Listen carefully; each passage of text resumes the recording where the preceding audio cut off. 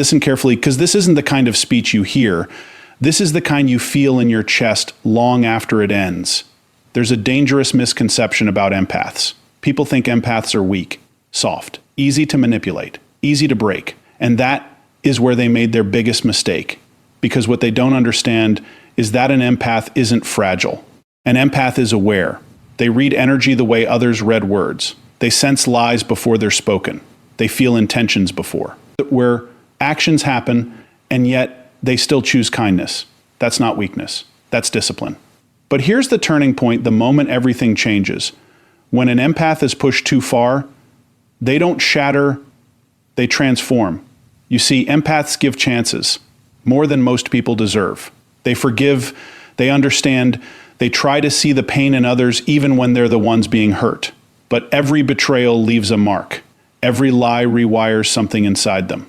Every manipulation sharpens their awareness, until one day they stop explaining, they stop chasing, they stop caring the way they used to. And when that switch flips, it doesn't go back. They broke the wrong empathy, because the version of you they met was the kind one, the patient one, the forgiving one. But the version they created, that one sees everything. No more blind trust. No more emotional discounts for bad behavior. No more sacrificing your peace just to keep others comfortable. Now you recognize patterns instantly. Now you notice the small shifts in tone, the hidden motives, the subtle disrespect. Now you move differently. Empathy was never your weakness. It was your awareness operating at a level most people can't even comprehend. While others walk into a room and see faces, you feel tensions, you sense histories, you detect fractures in people that haven't even been spoken out loud yet. You notice the hesitation before someone lies. You feel the shift in energy before someone betrays. That's where catch the micro changes in tone, posture, breathing, the things most people miss because they're too distracted trying to be understood instead of understanding. And here's the part that confuses people about you. You don't just see darkness in others, you understand it. You see the wounds behind the behavior. You recognize the pain driving the manipulation. You identify the insecurity hiding behind arrogance. And instead of exploiting it, you choose compassion. That choice right there, that's not softness, that's control, because it's easy to become cold. It's easy to shut down. It's easy to mirror cruelty with cruelty and call it strength. But it takes a different kind of power to see exactly what someone is and still choose not to become it. People think you didn't notice. They think you were too kind to see what they were doing, too patient to catch their games, too forgiving to recognize their patterns. That assumption gave them confidence. Confidence to push boundaries. That's where confidence to test limits. Confidence to believe they were smarter than you. But you were never blind. You were observing, collecting, analyzing. Not reacting doesn't mean not knowing. Silence doesn't mean ignorance. Calm doesn't mean weakness. It means you were in control of yourself while they were losing control of who they really were. You let people reveal themselves. Not because you had no choice, but because you were gathering truth. Every inconsistency, every contradiction, every moment. Their words didn't match their energy. You saw it, you stored it, you understood it, and still, you gave them space. That's the discipline nobody talks about. Because most people don't have the capacity to hold awareness without immediately acting on it. They react too fast. They judge too quickly. They escalate too easily. But you absorb first. You process first. You understand before you decide. And that ability, that restraint, that patience, it makes you dangerous in a way that loud. People will never be, because loud people reveal themselves quickly.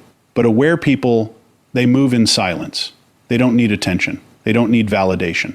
They don't need to prove they're right. They already know. And knowing without reacting, that's power. Because reaction gives people information. Reaction shows your triggers. Reaction exposes your limits. But when you stay composed, when you stay centered, when you stay aware without giving anything away, you become unpredictable. We're unreadable, untouchable. That's why manipulators get uncomfortable around you.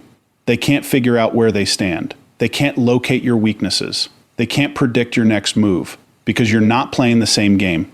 They're operating on surface level tactics. You're operating on depth. They're chasing control. You're mastering self-control. And self-control will always outlast manipulation because manipulation depends on emotional reactions.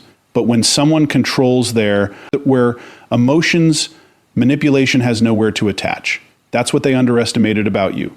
They thought your kindness was compliance. They thought your patience was permission. They thought your silence was surrender. But it was none of those things. It was awareness choosing timing, because real strength isn't an immediate reaction. It's in precise response. And you respond when it matters, not when you're provoked. You don't give energy to every situation. You don't invest emotion in every person. You don't fight every battle. You choose. And choice is power. Because the moment you realize you don't have to engage, you become free. Free from their expectations. Free from their manipulation. Free from their need to control how you feel. And that's when the shift happens. When they realize you're not reacting the way they expected. When they notice their tactics aren't working. When they feel your energy pull back, your attention withdraw, your presence becomes selective. That's where confusion sets in, because they built their strategy on the assumption that you were weak. But now they're facing someone who is aware of patterns, aware of intentions, aware of value. And once awareness reaches that level, it doesn't go backwards. You don't unsee what you've seen. You don't know what you've understood. You don't return to a version of yourself that tolerated what you now recognize. And that's what makes empathy powerful. Not the feeling, the control behind the feeling. Not the understanding, the discipline in how you use that understanding. Not the awareness, the restraint in how you express it. Because anyone can feel. But not everyone can feel deeply, understand clearly, and still remain in control of themselves. That's rare. That's precise. That's powerful. Pain didn't arrive to destroy you. It arrived to expose what you were capable of becoming. Every betrayal you went through wasn't random. Every lie you uncovered wasn't accidental. Every moment you felt that were used, drained, overlooked, it was shaping something deeper inside you. Because pain has a purpose most people never understand. It reveals patterns. It forces awareness. It strips illusions. At first, it feels like loss, like something is being taken from you. Trust, peace, innocence, the ability to see people the same way you used to. And that part is real. Something is being taken, but something else is being built at the exact same time. Something sharper, something more precise, something. That doesn't just feel, but understands. You didn't just experience pain, you studied it, you analyzed it. You felt it from every angle until you could recognize it instantly. And that changed you. Not into someone broken, but into someone calibrated. Because once you've been lied to enough times, you start noticing inconsistencies faster than others can hide them. Once you've been manipulated, you begin to recognize intention before it turns into action. Once you've been betrayed, you stop. That's where taking words at face value and start reading behavior as the real language. Pain trained you. It sharpened your instincts. It upgraded your perception. And that's the part people don't expect. They think pain weakens you. They think it leaves you fragile. They think it turns you into someone easier to control. But the opposite happens when you refuse to stay unconscious. You become harder to deceive, harder to influence, harder to reach in the same careless ways. Because now you don't just listen to what people say. You observe what they do. You measure consistency. You track patterns. You notice the gap between intention and execution. And once you see that gap, you can't ignore it. That awareness creates distance. Not emotional coldness, but clarity. You stop attaching to potential. You stop believing in promises without proof. You stop investing in people who haven't earned access to your energy. That's not bitterness. That's precision. Because pain taught you something valuable. Not everyone deserves the same version of you. Not everyone deserves your time.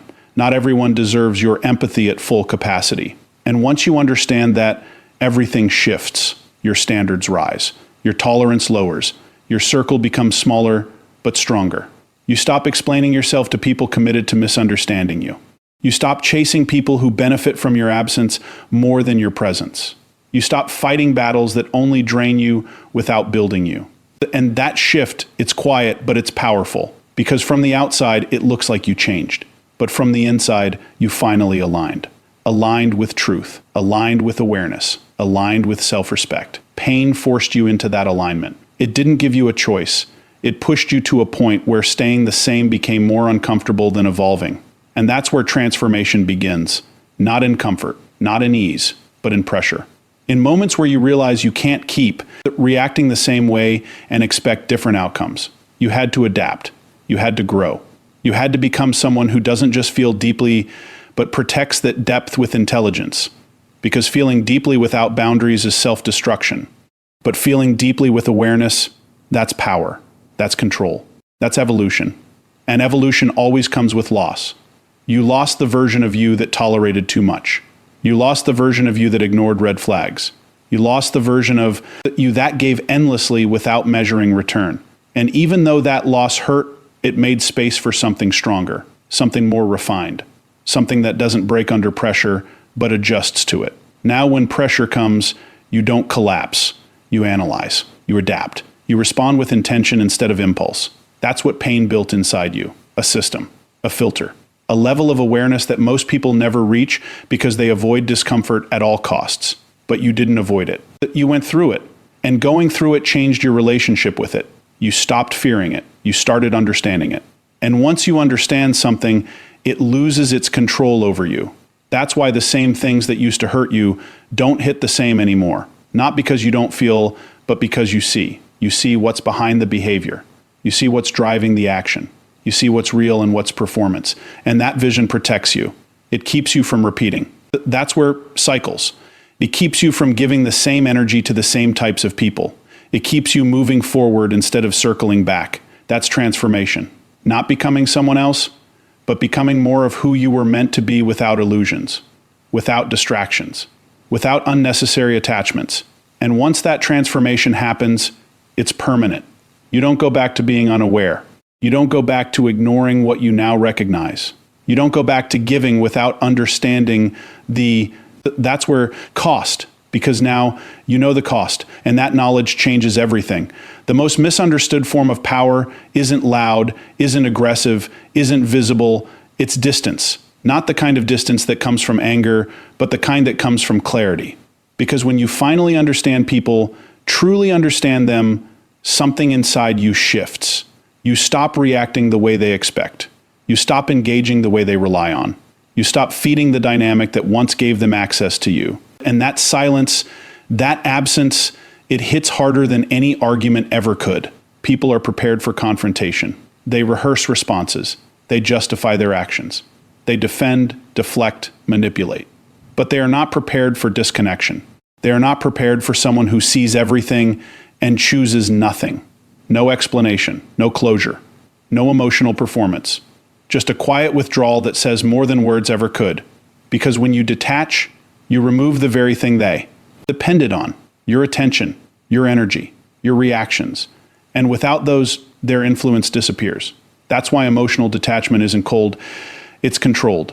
It's not about shutting down your feelings, it's about deciding where they're allowed to exist. It's about recognizing that not every situation deserves your emotional investment. Not every person deserves your response. Not every action deserves your reaction. And once you operate from that level, everything becomes intentional. You don't respond out of habit. You don't react out of impulse. You choose. And that choice creates a kind of power most people will never experience, because most people are reactive. They get pulled into conversations they don't need to have. They get triggered by words that don't deserve attention. They get emotionally entangled in situations that only drain them. But you don't. Not anymore. Because you've learned that reaction is a form of permission. Every time you react, you give someone where access to your state. You allow them to influence your emotions. You hand them control without realizing it. And once you see that, you start protecting your reactions like they matter. Because they do. Your reactions are signals.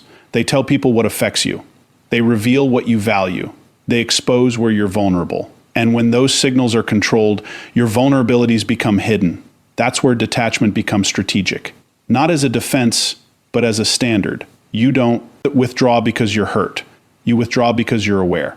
Aware of patterns that don't align with your peace. Aware of behavior that doesn't match your standards. Aware of people who only show up when it benefits them. And awareness always leads to distance. Because once you see clearly, you can't stay blindly connected. That's the shift people don't understand. They think you changed. They think you became distant, cold, different. But the truth is, you became selective. You stopped giving unlimited access to people who never respected it. You stopped explaining yourself to people who never intended to understand. You stopped proving your worth to people committed to undervaluing you. And that decision, It cuts deeper than any words you could have said. Because words can be argued. Words can be twisted. Words can be ignored. But absence cannot be negotiated. Absence forces reflection. It creates a space where people are left with nothing but their own actions too. That's where confront, no distractions, no justifications, no emotional reactions to hide behind, just silence and the truth that comes with it. And for someone who relied on your presence, your energy, your attention, that silence becomes loud. It becomes uncomfortable. It becomes something they can't control because they were used to access, used to your availability, used to your willingness to engage.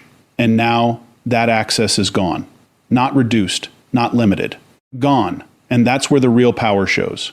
Where it's self, not in what you say, but in what you refuse to entertain. Not in how you react, but in how you remain unaffected. Not in how you confront, but in how you disengage.